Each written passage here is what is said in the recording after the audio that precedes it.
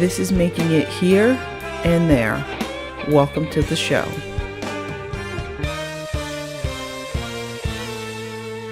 Stephanie Mojica can tell you a story, but she wants to help you write yours.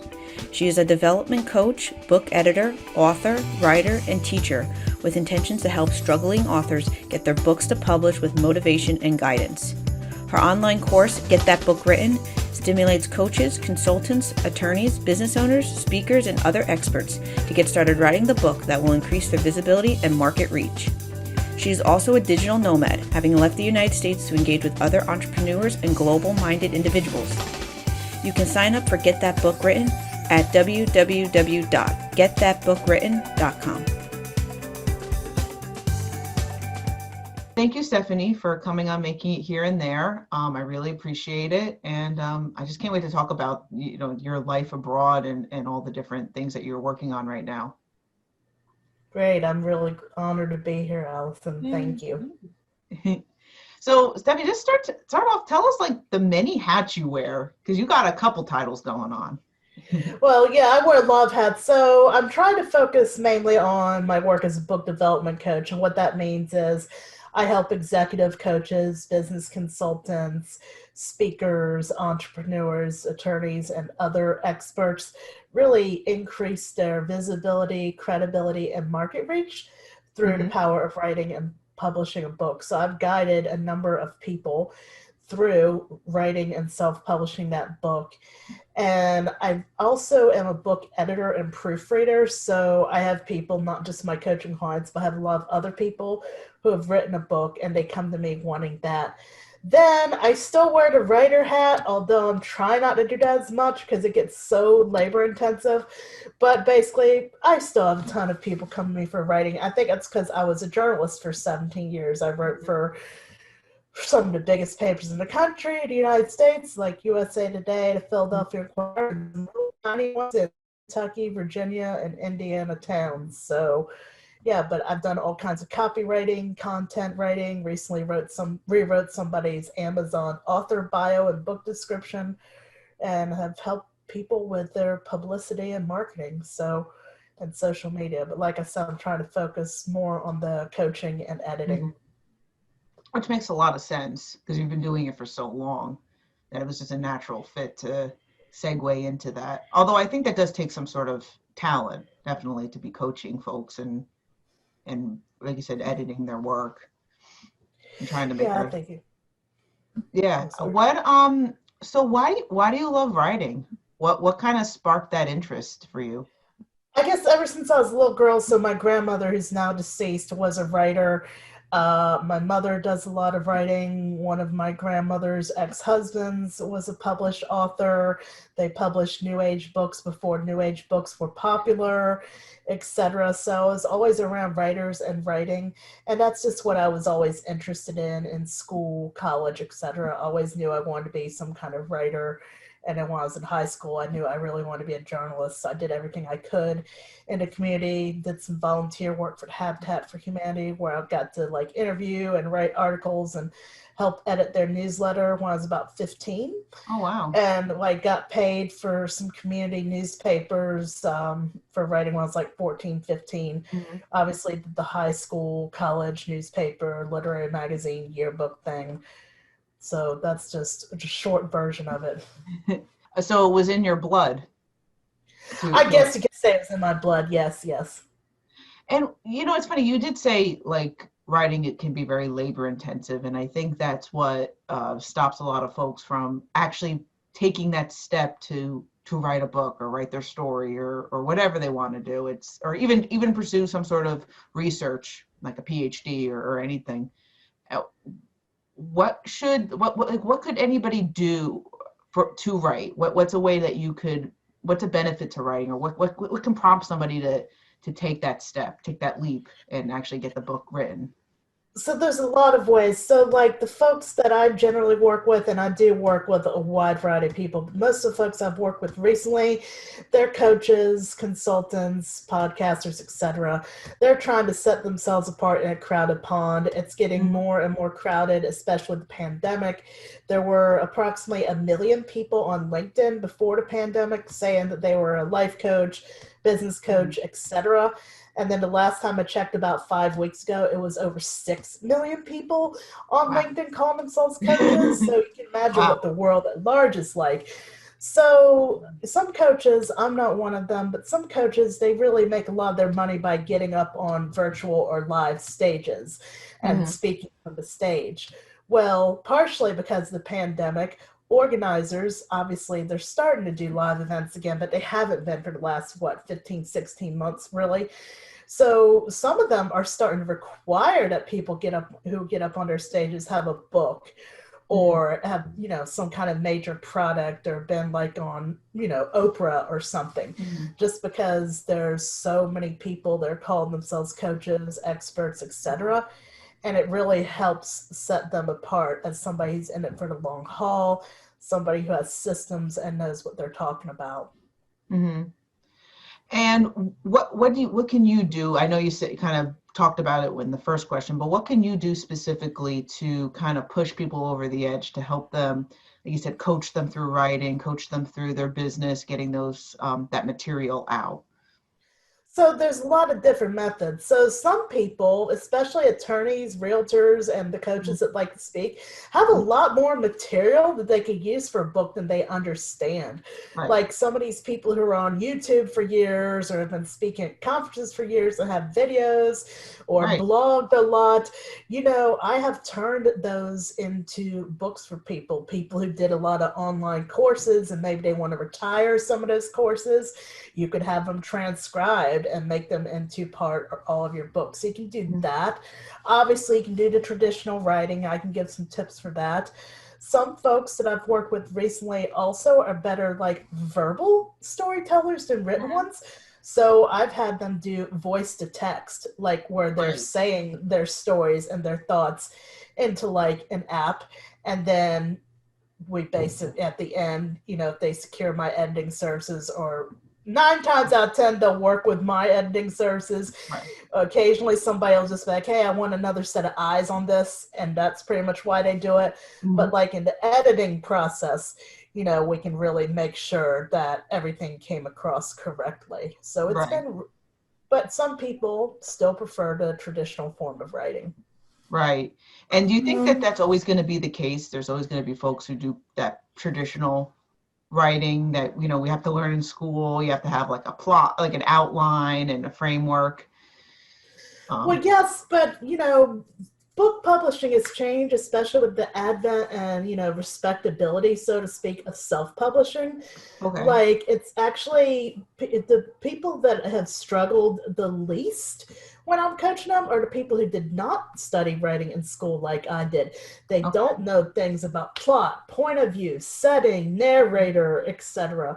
They actually don't overthink it as Right. much as somebody, not to my own horn, but somebody like me might overthink Right. it. So I'm actually trying to reteach myself, because what worked in the 80s, I'm 41, 80, no, 80s, 90s, even the early to mid 2000s in books isn't necessarily going to work now. People don't have the patience, even Mhm. literary people like me, to read a 3, 4, 5, 600-page book. So yeah, writing and publishing are changing, and I think that could be a good thing because it makes it more accessible to people. And it's interesting when you say self-publishing, are you talking about, like, for example, I have a book. I could go on Amazon and then upload this book for like a penny. Is that, like, you know what I mean? Or is it like I could just publish, like, how does that work?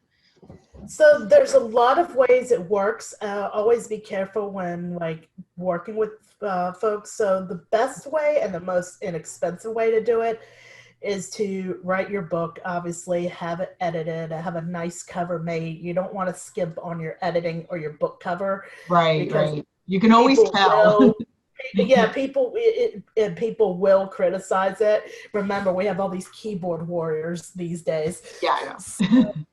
don't skimp on your book cover and don't skimp on your editing. You'll also need somebody to do the formatting. So Right. you're going to need a decision. And most coaches I work with want both. So they have a hardcover book that they can have physically available, especially at events. And then they want the digital Kindle format. So you can get that formatted for fairly cheap on a site like Fiverr or through a graphic designer I know who charges a little more. So you want to have it formatted for Kindle because electronic format is going to be different than your paperback hardcover format. So you need to have it formatted in two different ways if you make that decision. Then it's kind of easy. Yeah, you upload it to Amazon, and that's not the be-all, end-all, but that's the most popular one. People use other services like Ingram Spark, etc. But you upload to Amazon, you enter some basic information. Like I said, pay attention to your book description, author bio. You get help with those things fairly inexpensively. Determine a price, and as of the last time I checked, you get 70% of your royalties. Oh, So wow. yeah, so most people that I work with are charging, $15.99, $16.99 for the paperback. Some will charge $3.99 for the Kindle just for the heck of it because they really want to get a lot of readers. Other people charge like $9.99. Some will go on Kindle Unlimited later. I don't recommend that when you first launch because you actually paid pennies by Amazon. That's when you start talking about the pennies. Yeah. But if you're one of those people that really wants to get it out there, that's just like so important to you, then you might want to do that. But there's a ton of options. And again, I think you retain the most control over your message when you do this. You don't have like an editor, like a publishing company editor, not like a copy editor like myself, but you don't have like a publishing company editor rewriting your book. You don't have to wait a few years to get that publishing company, etc. So yeah, you have more control. And it's a common misconception that if you go with a traditional publishing company, I'm talking about like Scholastic, Random House, etc., they're going to do robust marketing for you. That's not really true anymore. I've worked on, the literary agency side of things, and back in the day, they did. Now, because the world has changed so much, agents and publishers don't even consider people who have huge social media followings. So they're looking for you to do almost all the stuff that you would be doing yourself, and then you get a lot less of the royalties and very little control. So what would be even like the benefit of even going to a publishing house? Or is there a benefit? It depends on what your goal is, honestly. Like, maybe one day I'll like write a memoir or something and want to go to a traditional publishing house because that is kind of some clout. I'm not going to sit here and lie to you. It's like a lot of people's dreams. But if you're trying to write a book to move your business forward or to make some passive income a little quickly or both, and you don't want to wait years, and I've had people who have been very unhappy with how it went with the traditional publisher. The book got rewritten, and I've had people who are thrilled with it and they won awards. So it just depends. There's no one size fits all for everybody. And that's where some folks have to really do their research. They can't, jump in first, head first. You have to kind of figure, all right, how are you going to approach this? Because like I said, everyone's got the book in their head or the book's in their head. Like, just how are you going to approach it? And it's actually funny. I actually pulled this out. Only folks who are watching the video will see this. But this is so don't mind, it says Hello Kitty. But this is from high school, right? It's from high school. But so it's not so much the actual there's some in here. See all these like pieces of paper? They're like all like stuff. I had a really crummy job before the position I had now, the company I work for now. I had this kind of crummy job. And I was like literally scanning medical records. So very tedious, and I had to upload them. So there was all this like downtime. Like I had to scan the documents, but then you had to wait for it to get that. So I was working on this like idea for a book in my head, and it's like all just, this is a mess. What would you even do with this? Or you'd say it's not full, but there's all these like papers and like graphs and like, all right, like this is gonna go here, and all right, this is gonna, and yeah. Yeah, if we're working together in person, it would be easier to do something with that because I have worked with people in person that like, you know, but yeah, you could type up the notes, you know, if your handwriting's decent, you could scan them, etc. But I mean, I've had people who've come to me with ideas they've had for 20 years. So it just depends. And most people have more ideas than they give themselves credit for. I did a discovery call. That's like the initial, you know, it's another word for a sales call. Yeah, but, you know, recently, and she had like 6 ideas. So we had to figure out one. Wow. So tell the audience about your upcoming workshop that you are rolling out. Oh, so I have a mini course right now. It's an online mini course called Get Your Book Out of Your Head into Reality. That's at getthatbookwritten.com. Getthatbookwritten.com. As of the date of this recording, it's just $27, which people are telling me is a steal. And literally, we literally go through exactly what you need to do to start writing your book. There's like questions I came up with where you decide, do you want to write nonfiction or fiction? What do you want to best be known for in this world? What's your title, etc. So you really get started on that.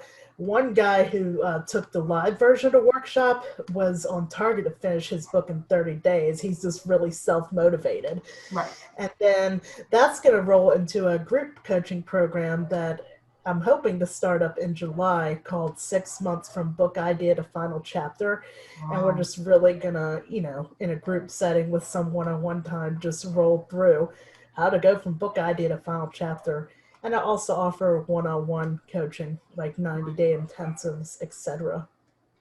And yeah, that's one of those things too. Like you really do have to be, well, it's like anything, right? You have to be self-motivated. And I'm sure there's, you know, homework and so much. It is, sorry, I've just been thinking though, you hear a lot of times like, oh, write 500 words a day. Is that like still a thing?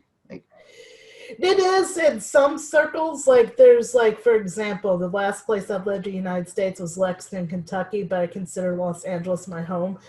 But we have like Lex Pomo, that's Lexington Poetry Month every June. And the goal is to write a poem a day. Usually, yeah, if you write 5 in this challenge, you get one of them put into an anthology. So usually I'll just write 5 during the month of June. But yeah, there's Nano, like novel writing month. I think that's November. Don't quote me on that, but I think it is November. Where your goal is to write a certain number of words. When I'm working with people, I tend to try to focus on the time they're investing because everybody writes at different paces. Right. And, you know, even 25-minute blocks, you can get a lot done. So it just really depends on the individual. So there's no real rule anymore, so to speak. Gotcha. So speaking of, you did mention, this is one thing definitely wanted to talk about, that you are a digital nomad. You're my first digital nomad guest. So just let everyone know, like you said, you had grown up, you know, you lived in the US and you had lived in a couple different states, written for a few different newspapers, but currently where do you live right now and what, you know, prompted you to move abroad? So I'm in Suriname. That's a tiny country in South America. A lot of folks from the United States haven't heard of. It's near Brazil, Guyana, and French Guiana. It's very small, maybe about 500,000 people. Wow. It used to be a Dutch colony. So the official language is Dutch, but there's a plethora of cultures and languages used here, some native to Suriname, some not. And so a little over 2 years ago, March 2019, I mean, I'd planned it out for a few months before this. Like, my dog had died in September 2018. I was pretty much working from home, you know, doing all the various things I was doing at the time, plus teaching English online. So I just realized that, like, I don't know, I'd always wanted to travel, and I was going to be 40. So I decided I was going to start going to some of these countries I had heard about in grad school. I took a class about the Caribbean a few years ago. And I mean, I spent some time in other parts of the U.S., went to Canada for a few weeks, was in Trinidad for 3 months, went back to Trinidad another time for a week, been to French Guiana a couple times. French Guiana's in South America, and it's actually still legally part of France. And then just have, been mostly in Suriname since July 2019. So I was going to go other places, but the pandemic kind of stopped that. And every time I had plans to go to Brazil, something happened, like forest fires or something like would stop me from going. And now I'm so grateful I didn't go to Brazil because they're not doing well with the virus. Right. So assuming that, everything will be okay in Brazil eventually. But not today. Well, not today, but maybe soon. I don't know. I'm gonna put the good vibes out there. I hope so. Where would you like to live in Brazil? Or you want to go all? I want to go all over Brazil. I really want to spend time in Northeast Brazil. I mean, that's why I was in Northeast South America to begin with. I kind of made the loop down through Trinidad to like Suriname, and then it was going to be Brazil until the fires and the virus happened. So I'd like to go to Northeast Brazil, Bahia, I would like to go to Rio de Janeiro, but they've been having a lot of problems with the police and drug traffickers shooting each other. So that might have to, wait. But there's still plenty of other places to go, like, just all over Brazil. So, and I speak fluent Portuguese, so I've been studying that for years. Nice. And I'm also looking at going to places like Colombia, Mexico, the Dominican Republic. But again, and people on Clubhouse, I think it's where you and I originally met, women have really been telling me Belize is like where it's at. There's actually a digital nomad community of women in Belize. Okay. So I don't know where I'm going to end up next. Well, obviously in Brazil, because I'm so physically close. But I don't know what is going to happen after that. Have you traveled since before you did your move? Correct. Have you traveled to like other countries or? I had traveled just in the United States and Canada. Oh wow. Okay. So are you experiencing culture shock, or did you experience? I did. That's kind of why I started in Trinidad, because it's an English-speaking country where a secondary language is Spanish. Yeah, the pace of life there is really kind of very fast-paced.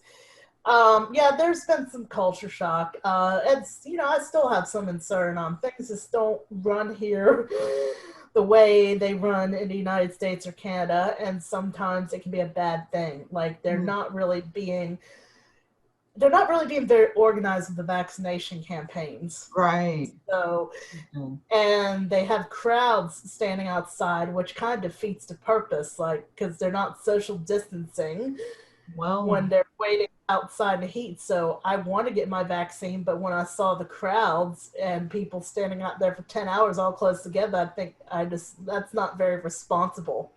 Yeah. Oh, that's a shame. But, and have you ever had any doubts about like leaving the US since you've been abroad? Once in a while. Sometimes things in Suriname don't run very smoothly. Like there have been days where the electricity has gone out for 5 or 6 hours for no apparent reason. I can count them on one hand, but it's still kind of inconvenient. For what you do, yes. Well, thankfully, it never happened when I had an appointment that was like really, really crucial. Right. But plus I keep everything charged up and I have data. So if I had to, I could for a while. But yeah, it's just, and the internet, I have the best internet in the country, but sometimes tropical rain and stuff happens and it's a little slow. But again, it hasn't harmed my ability to do my work. So. And how is it for you to connect with new individuals while in Suriname? Have you made any like friends and connections, like any type of work connections? Yeah, I have a few friends here, some local people, some other expats.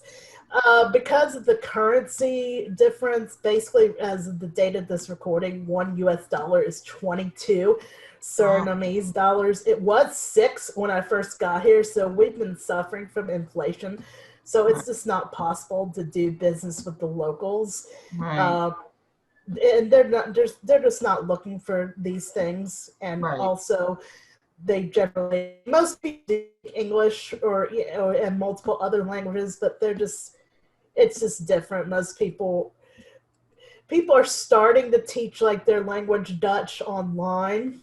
Okay. But during the pandemic, I'm trying to get one of my friends to do it, but she's kind of scared. Yeah.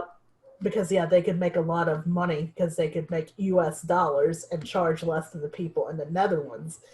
But they're just not into online work the way people are in other countries. Now, what do you believe sets you apart from other coaches and teachers and editors that are working abroad? Because we do talk about that there is this digital nomad community, and like you said, how many coaches pre-pandemic and post-pandemic? What sets you apart, and what gives you that different perspective that you just can't get here, you can't get anywhere else? Right.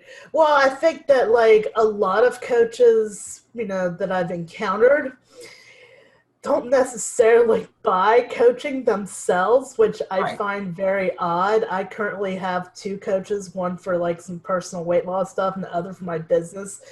And, that's always felt like a disconnect for me. So I totally believe in the power of coaching. I practice that. Mm-hmm. I feel like I can't charge people more than I'm willing to pay for things myself. Right. I've worked in multiple aspects of writing, publishing, marketing, etc. for some of the best, names in the world. I am biracial. It's funny, in the United States, I'm seen as Hispanic, and outside the United States, I'm seen as a white person. I speak multiple languages, some a little bit, some pretty close to fluently, especially, well, my Dutch is not wonderful, but there's a certain amazing language called Sranantongo, and then Spanish and Portuguese are pretty good. And, I just feel like I'm a compassionate, accepting person. I've worked and I don't play politics in my work, even though obviously I have personal feelings. I mean, I've worked with everybody from the like biggest Trump supporter in the world to like the person that like would do It's not the anything. biggest Trump supporter. Yeah, let's just put it that way. Yeah, it's not. So it's like, I think the journalism experience gave me the ability to understand, because I don't think you can't put every single person into one label or one box. Right. Absolutely.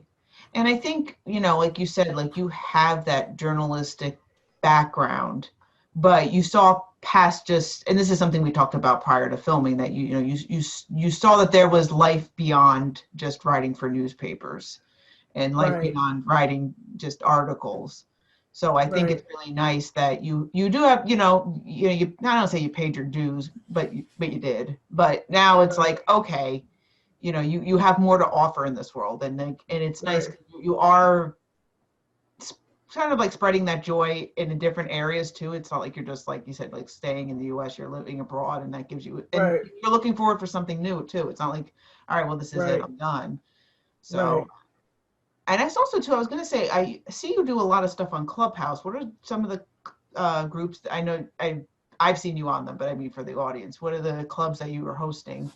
So I have my own club called Write Your Money Making Book. So I'm starting to do rooms in that. That's my own club. Mhm. I have been doing regular rooms with the owner of Authors in Business. That's a pretty big club of about 5,000 people. I've been doing rooms in the Sisterhood of Influential Entrepreneurs. That club has about 9,000 members. Wow. I've done some things with Lady Boss International. In fact, after this recording, I will be doing a room on mental health and money. I mean, that's very important. Yeah, First Ladies of Finance has had me, and then obviously I attend a lot of different rooms. But yes, I think it's a great way to get to know people. And also I've gotten some clients from Clubhouse. Yeah, and I think Clubhouse, I feel like it's really hard for me sometimes, to be honest, because I do have like a regular job. But with a couple times I've been able to go into clubs, like, or rooms, I should say, you get like a wealth of information, and it's good because, like you said, then you can follow these folks on Instagram and see what they're, or I guess Twitter too. I don't use Twitter as much, but you could see what they're about. And you get like all these gems, a lot of gem dropping. So Yeah, it's there is. Yeah, it's nice. great. I got on overload. I joined in February and I was like in such overload for the first like month or so. And now I have slightly better boundaries around it, but Yeah. Oh, I know. I think everybody feels that way when they either they don't do nothing. Like you see people join, they do nothing, or right, they're in like overload mode. I feel like I was the same way too. exactly. So, what anything else that's upcoming? I know you talked about the workshop and the stuff you got going on in July, but anything else that you want to talk about that's coming up for 2021? Sure, I have a complimentary ebook called Three Things You Must Know Before Writing Your Book. You can go to gettheirattentionnow.com/book, gettheirattentionnow.com/book. I think I may do a summit later in the year, but that's not final yet. And I'm definitely going to do a 5-day challenge. Okay. But yeah, just get in touch with me through, gettheirattentionnow.com/book. And you'll get the book and also notifications. I'm not one of those people that will send you like 100 messages. Yeah. Those are really So, annoying. So yeah, thank you. But I I've think got people something like coming challenges. up. So I think that's good. People like challenges. People No, tend I'm to, gonna do it. I just got to get the tech stuff up, and that's the challenge. I do have somebody part time. That's the challenge about the challenge. But right. yeah, I have somebody part time. But yeah, it's like getting all these landing pages up, and then Facebook ads changed itself recently, and I'm still trying to figure out how to master that. So as I learn things like this or get better help around it, you'll see more things coming out. Awesome. Well, I'm definitely gonna have the link in on the screen, and then I'll also in the descriptions, gettheirattentionnow.com/books for the Yep. complimentary ebook. No, And then all slash the book. Yeah, services, slash book. /book. And but they're gettheirattentionnow.com for all your services, Mm-hmm. testimonials, Yep.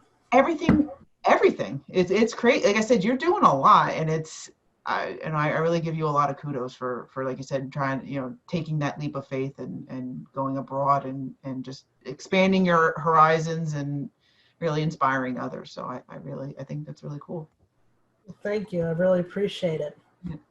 All right. Well, thank you so much, Stephanie. And we'll look forward to seeing all the stuff you got coming up. All right. Thank you. Thank you for tuning in. If you are interested in being interviewed for Making It Here and There, please send an email to MIHATpodcast@gmail.com.